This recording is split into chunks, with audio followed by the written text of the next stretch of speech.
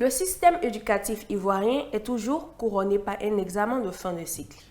Alors, pour le cycle secondaire, l'examen qui couronne le parcours de l'élève se dénomme le baccalauréat. Dans le but de vous aider à mieux vous préparer dans ce cadre, nous avons choisi aujourd'hui de vous entretenir sur l'émission Comment préparer le baccalauréat série littéraire, l'épreuve d'histoire-géographie. Je ne suis pas seule sur ce plateau, nous avons tenu à nous accompagner d'un expert en la matière. Alors, je suis en compagnie de M. Yapo, professeur d'histoire-géographie au lycée Sainte-Marie. Bonjour M. Yapo. Bonjour Madame Cissé. Comment est-ce que vous allez? Bien, merci. Merci beaucoup d'avoir accepté notre invitation. C'est moi. Alors, chers téléspectateurs, chers parents d'élèves, chers élèves, bonjour. Merci de bien vous installer pour suivre cette émission. Alors, M. Yapo, nous allons justement entamer notre entretien avec vous. Comment l'élève devra s'organiser pendant l'année académique? L'année académique part du mois de septembre jusqu'à ce qu'on ait les examens, disons le mois de juillet, pour ceux de la terminale. Au cours de cette période, il faudra pour l'élève d'abord suivre attentivement les cours et de manière très assidue. Ensuite, à la fin de chaque cours, il faudra qu'il puisse faire un résumé de cours et faire des exercices adaptés aux cours reçus. Un élève qui veut réussir doit d'abord être tout le temps en classe et suivre attentivement ce que l'enseignant lui dit. C'est l'élément de base. D'accord. Ensuite, de façon générale et plus particulièrement, comment l'élève de la série littéraire devrait appréhender la discipline d'histoire-géographie? Alors, l'histoire et la géographie est jugée assez complexe par les élèves. Il y a 3 éléments pour réussir un devoir d'histoire et de géographie. Il y a d'abord les cours dont on parlait. Ensuite, il faut maîtriser la méthodologie.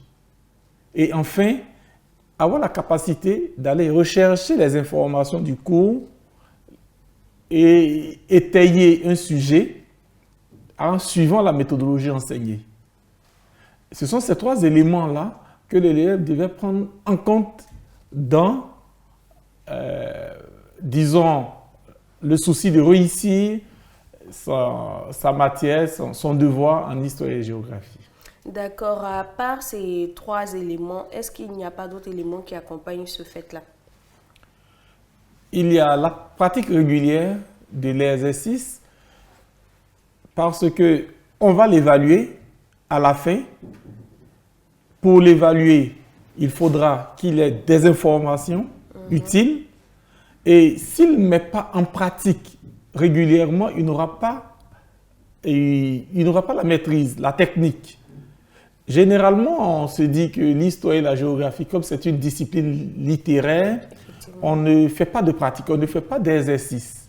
Alors que nous sommes à cheval entre les matières scientifiques et les matières littéraires. Donc celui qui ne pratique pas régulièrement la dissertation ou le commentaire, qui se contente seulement de lire son cours, ne pourra pas réussir son devoir. Vous avez dit tout à l'heure que vous êtes à cheval entre les matières scientifiques et les matières littéraires. Est-ce que vous pouvez nous expliquer un peu plus amplement cela? Oui, alors, c'est vrai, en histoire et en géographie, ce sont des thèmes de cours. On donne des documents, des tests, on fait des débats, l'élève essaie de retenir. Mais tout ceci obéit à une méthodologie propre. Et cette méthodologie-là est universelle. À partir de ce moment-là, l'élève qui ne maîtrise pas la méthodologie ne réussira pas les cours. Autre chose, quand vous prenez une discipline telle que la géographie, vous avez des exercices de construction, de calcul à faire. Ça, il faut faire appel aux mathématiques, il faut faire appel à la capacité de reproduire ce qu'on appelait avant les dessins scientifiques, reproduire des schémas, des graphiques. Voilà. Donc, c'est pour cela que je dis nous sommes à cheval. Nous ne nous contentons pas seulement de faire de la littérature, mais nous appliquons aussi des éléments utilisés par des scientifiques, c'est-à-dire en maths, en physique, en SVT, dans le cours que nous faisons. C'était justement une question que j'allais poser. Est-ce qu'il y a une différence entre l'histoire et la géographie, tant bien qu'ils sont tout le temps ensemble, ces matières-là? Oui, il y a eu une grande différence dans la conduite du cours et dans les habiletés à installer. D'accord. Alors, la différence ici, c'est quoi? C'est que en géographie, nous allons faire l'étude du milieu, de l'espace. Donc, nous allons travailler sur un objet précis qui est palpable. Alors qu'en littérature, en histoire, nous allons rester dans des éléments que l'enfant ne pourra pas toucher. Voilà, on va lui relater des faits historiques, il ne les aura pas vécus. Et en géographie, il pourra faire une visite de terrain, il pourra apprécier quand on va lui parler d'économie, il pourra aller sur un marché, apprécier. Quand on va lui parler de démographie, il pourra lui-même calculer les différentes variations, donc la croissance de la population.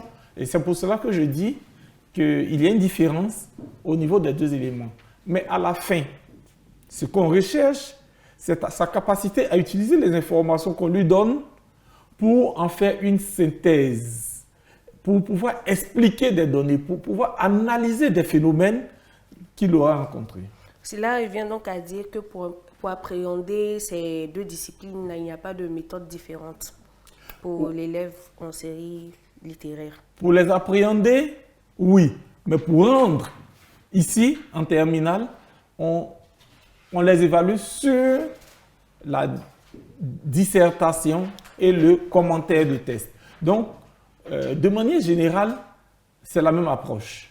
Bien qu'il y ait quelques petites différences au niveau de l'histoire, par exemple, vous partirez pour une dissertation du contexte historique, alors qu'en géographie, vous partirez donc de la situation géographique du phénomène. D'accord. Merci beaucoup, monsieur. Alors, la prochaine question, c'est: aurait-il des chapitres sur lesquels se focaliser relativement à d'autres? Pour l'examen, bien sûr. Alors, si on a donné le programme, c'est que toutes les leçons sont importantes. Il faut donc prendre le soin de lire toutes les leçons, de les résumer et puis à chaque fois, de retenir surtout le plan de la leçon qu'on te donne. Mais il est évident que nous sommes en Côte d'Ivoire. Et en Côte d'Ivoire, le bac va donc se focaliser sur des sujets qui tiennent compte du vécu de l'élève. C'est pour cela que très souvent, vous aurez remarqué, ils pourront même faire l'exercice eux-mêmes, vous aurez remarqué que très souvent, dans un sujet, dans une épreuve donnée au bac, les sujets sur la Côte d'Ivoire reviennent régulièrement. Donc, il faudrait tout réviser, tout retenir, mais particulièrement les leçons sur la Côte d'Ivoire. Il faut bien les maîtriser parce que au moins un sujet en histoire ou en géographie intervient sur la Côte d'Ivoire, je vais dire, intervient donc à l'examen. D'accord, monsieur Yapo, on continue alors notre entretien. Pourquoi une période de renforcement après toute une année de cours? Alors la période de renforcement, comme on dit, renforcer, c'est venir compléter ce que tu as déjà comme acquis. Pendant l'année scolaire, l'élève n'est pas toujours concentré. Il y a des éléments sur lesquels il ne prête pas beaucoup attention. Et on remarque cela dans ces différentes évaluations. Donc, le renforcement permet de corriger les erreurs et retourner, réinstaller l'habileté que l'élève n'a pas reçue. C'est ça le renforcement. Une seconde chose, c'est que même pour l'enseignant, il peut ne pas mettre l'accent sur un élément important pendant le cours. La période de renforcement permet donc à l'enseignant de revenir sur ces éléments-là, d'insister, parce que vous avez 1 heure ou 2 heures pour conduire un cours. À un moment donné, vous avez le souci de finir votre programme dans le temps. Il y a des éléments sur lesquels vous n'insistez pas. Pendant le renforcement, vous avez donc l'occasion de revenir là-dessus, d'insister. D'accord. Alors, pourquoi un renforcement en histoire-géographie plus que dans les autres matières? L'histoire et la géographie, il faut dire que depuis quelques années, on a constaté que les notes sont mauvaises. Et généralement, les parents disent aux enfants, l'histoire et la géographie, c'est pas compliqué. Est-ce que tu as lu ta leçon? Tu as appris ta leçon, mais comment tu peux avoir une mauvaise note? On n'associe pas la pratique. On a constaté qu'il y a de mauvaises notes parce que les enfants, les élèves ne maîtrisent pas la méthodologie. Il faut donc, pendant cette période-là, amener l'apprenant à faire beaucoup d'exercices et l'aider à utiliser ce qu'il a reçu comme information pour conduire le cours, conduire son devoir, réussir son devoir. Mais ensuite, c'est que, comme je disais tantôt, on a beaucoup de leçons en histoire et géographie. Quand vous prenez en géographie, nous avons 3 chapitres pour 7 leçons. En histoire, non, pour 8 leçons exactement. Et en histoire, nous avons 3 chapitres pour 9 leçons. Et quand vous prenez une leçon comme la longue leçon sur ce qu'on avait appelé la bipolarisation, c'est-à-dire qui part de 1945 jusqu'à 1990-91 avec les fondements du bloc de l'Est, on vous demande de faire cette leçon en 8 heures. Alors qu'en réalité, vous faites la leçon pendant pratiquement 2 à 3 mois. C'est-à-dire que ça vous prend 12, souvent même 18 heures. Voici donc les difficultés que nous avons. Et le souci de tenir dans le temps fait qu'il y a des éléments que nous n'abordons pas. Et surtout, nous ne faisons pas beaucoup d'exercices. Pour des élèves terminales, vous avez 4 heures de temps. Mais les 4 heures de temps, vous faites histoire en 2 heures, géographie en 2 heures, vous n'avez pas suffisamment de temps de faire des exercices. C'est pour cela que le renforcement est conseillé en histoire et géographie pour amener les apprenants donc à faire des exercices, à utiliser ce qu'ils ont reçu comme information pour expliquer des sujets et faire donc la pratique. Tout à l'heure, vous avez révélé que les étudiants, bon, je dirais les élèves, oui, ont tendance à avoir des mauvaises notes en histoire-géographie. Quelles sont les plus grandes raisons de cela? Je l'ai dit tantôt, hein, il y a un problème de maîtrise des méthodologies.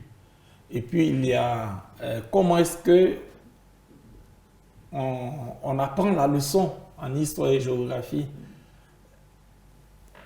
L'élève va lire littéralement comme ça le cours, et il voudra retenir des idées. Non. Il faut d'abord retenir les articulations, c'est-à-dire les différents titres que donne le professeur. Moi, j'appelle ça des casiers. Et dans ces casiers-là, on va retenir donc, on va mettre des éléments, c'est-à-dire les différentes informations qu'on retient en tiré. Ça, ils n'ont pas cette maîtrise-là. Ils pensent au cahier, ils l'ouvrent, ils lisent du début à la fin, comme s'il était en train de lire un roman. Non, tu auras du mal à retenir. Donc, il y a la méthodologie de rétention du cours, et ensuite, il y a la méthodologie pour rendre, donc, la méthodologie de la dissertation et du commentaire. Donc, il faut retenir qu'il faut mieux apprendre les leçons, il faut appliquer la méthodologie que le professeur vient de donner tout à l'heure et la méthodologie aussi pour rendre ce que l'on a compris. Alors, monsieur, comment faire le choix d'accompagnement dans ce cadre-là? Alors, le choix d'accompagnement doit tenir compte des difficultés de l'élève. Si pendant les évaluations, on se rend compte que l'élève a des difficultés au niveau de la méthodologie, alors l'exercice sera de mettre l'accent sur la méthodologie du travail, la méthodologie du devoir, excusez-moi. Si par contre on se rend compte que la difficulté se trouve au niveau de la rétention des cours, alors on va mettre l'accent sur comment retenir le cours.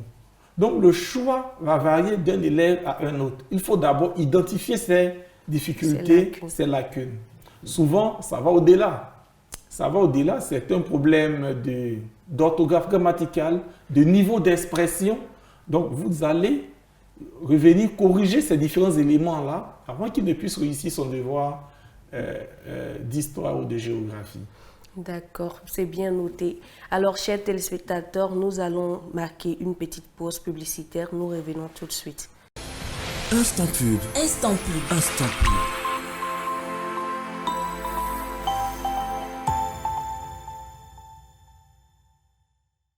Parents, élèves, étudiants, travailleurs. HETech, c'est plus de 20 ans d'innovation, de succès et de formation de cadres compétents. Avec la compétence de nos diplômés reconnus par le monde professionnel. Une mobilité internationale garantie, une possibilité de double diplomation Ouaga Abidjan. Pour la réalisation de vos ambitions académiques et professionnelles. En DTS, BTS, licence professionnelle et master. Rejoignez HETech Ouaga au secteur 24, rue de la Jeunesse. HETech, la trajectoire de votre réussite, l'école de votre entreprise. Agitel Formation, cours pour travailleurs. Ismaël envisage une formation adaptée à sa fonction. Il a opté pour une licence professionnelle d'Agitel Formation. Héloïse, soucieuse de booster sa carrière professionnelle, a opté pour un master. Avec Agitel Formation, préparez des masters, licences professionnelles reconnus par l'État et le CAMES en finance, marketing, communication, logistique, ressources humaines et informatique. Les inscriptions ont débuté et se poursuivent au campus Agitel, 6 à la Riviera Palmeraie. Faites le choix de la meilleure formation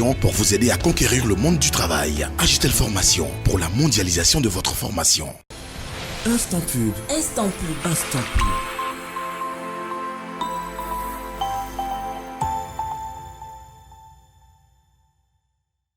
De retour sur notre plateau, je rappelle que nous sommes en compagnie de M. Yapo, professeur d'histoire géo au lycée Sainte-Marie. Il est là pour nous entretenir sur comment préparer le bac série littéraire, l'épreuve d'histoire géo.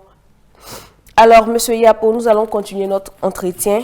Comment faire le choix d'accompagnement? Nous avons fini de répondre à cette question juste avant la pub. Maintenant, la question, c'est pour ce faire, à quelle documentation l'élève devra-t-il avoir recours?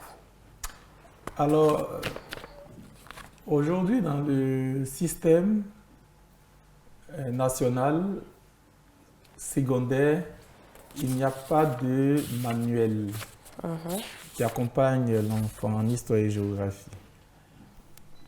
Par contre, quelques documents tels que apprendre par l'exercice ont été proposés aux élèves. Ils y ont consigné des exercices et l'enfant pourra les utiliser. Mais je dis que tout est fonction des lacunes de l'élève. Si on constate que la difficulté chez l'élève se trouve au niveau de la méthodologie, alors il faudra que l'enfant puisse utiliser des documents qui retracent la méthodologie. On peut en trouver un peu partout dans tout ce qu'ils ont comme annales. Si c'est un problème de cours, il peut se référer donc au cours qu'il a eu avec le professeur. Le cours a toujours été riche. C'est l'élève qui doit apporter un complément d'information. D'accord, merci beaucoup. Alors, comment peut-on décrire l'épreuve d'histoire-géographie? Nous rentrons vraiment dans le sujet de notre émission. Alors, l'épreuve d'histoire et de géographie au bac comprend deux parties. Le sujet d'histoire et le sujet de géographie.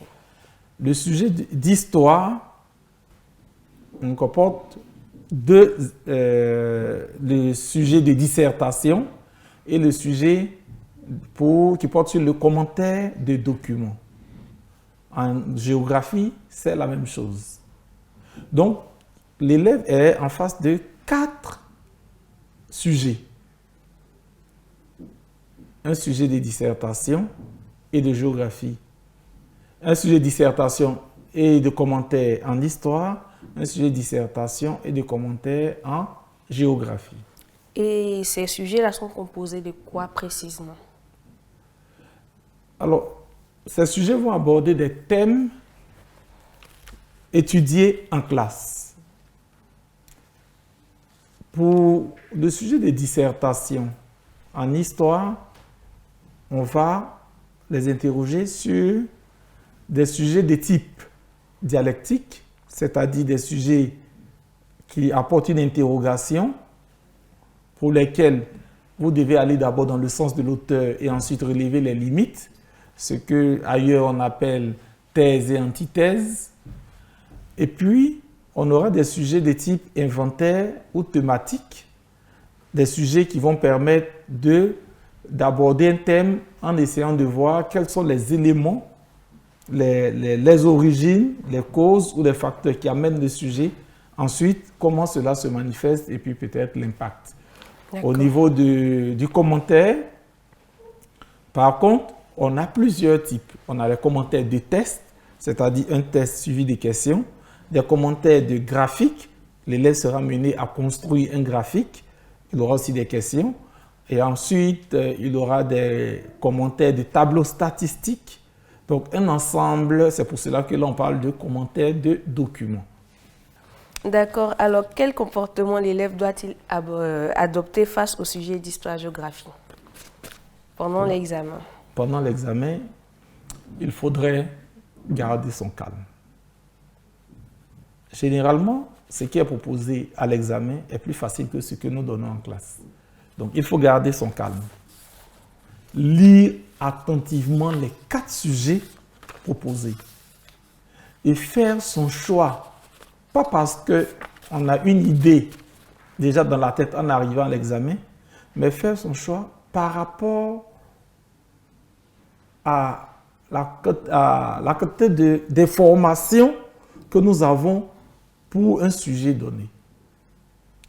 Et à partir de ce moment-là, on se concentre sur le sujet. Si vous êtes en dissertation, il faut aller selon la méthodologie enseignée. Ne jamais se précipiter. Vous avez 3h30 à l'examen. Les 30 minutes qu'on vous donne vous permettent de lire les sujets, de les comprendre et de faire un choix.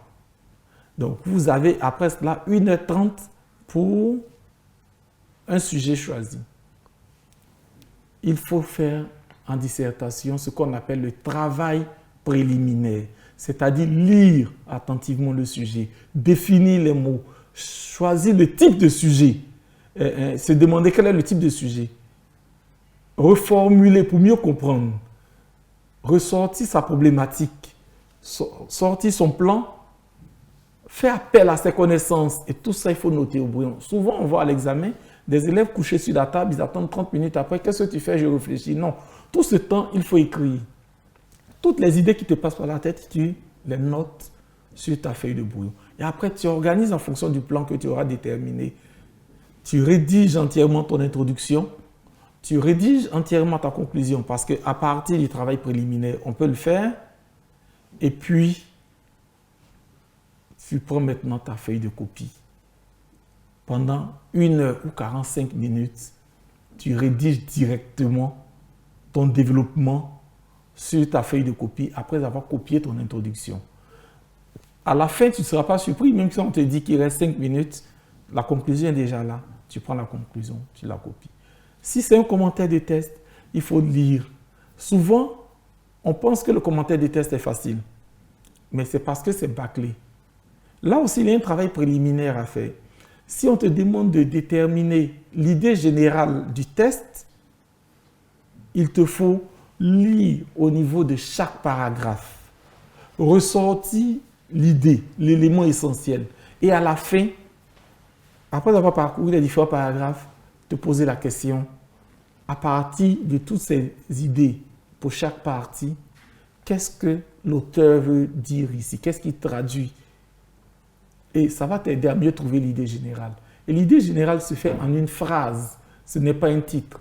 Donc, pour éviter de donner un titre, il ne faut pas dire l'idée générale de ce test est, il faut plutôt dire il s'agit dans ce test, ou bien l'auteur exprime à travers ce test. Ensuite, pour l'explication, qui est la deuxième question qui arrive, il faut prendre la phrase qu'on te donne, définir les différents concepts. Parce que dans cette phrase-là, il y a des allusions, il y a des non-dits. L'auteur veut faire référence à quelque chose, mais il ne le dit pas clairement. à ce niveau-là, il faut les définir, les rechercher. Ça te ramène toujours à ton cours. Et puis la dernière question, qui est une question d'ouverture, il faut très souvent bien l'apprécier. Parce que là, on peut trouver des questions de type dialectique. On peut vous demander de proposer des solutions à des problèmes. Et là, il faut faire très attention pour ressortir. On a toujours besoin du cours. On a toujours besoin des connaissances de notre culture. Il faut tenir compte de cet ensemble-là, mais ne jamais se précipiter. D'accord, merci beaucoup Monsieur Yapo. Nous sommes pratiquement à la fin de notre entretien. Alors, en guise de conclusion, qu'est-ce que vous pouvez dire aux élèves qui nous suivent actuellement? Qu'est-ce qu'il faut éviter, par exemple, pour ne pas énerver le correcteur? Qu'est-ce qu'il faut éviter pour ne pas être disqualifié? On vous écoute. Alors, chers candidats, je voudrais commencer ma conclusion par vous dire, ayez confiance en vous.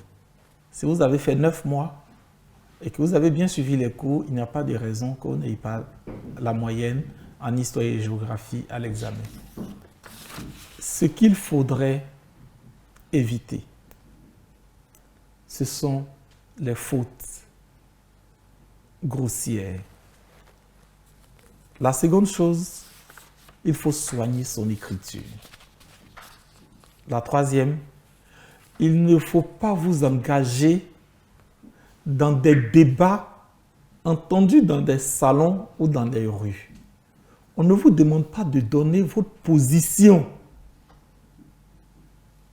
issue de commentaires avec vos camarades sur une question, mais de vous référer à ce qu'on vous enseigne pendant le cours pour répondre à la question qu'on vous pose.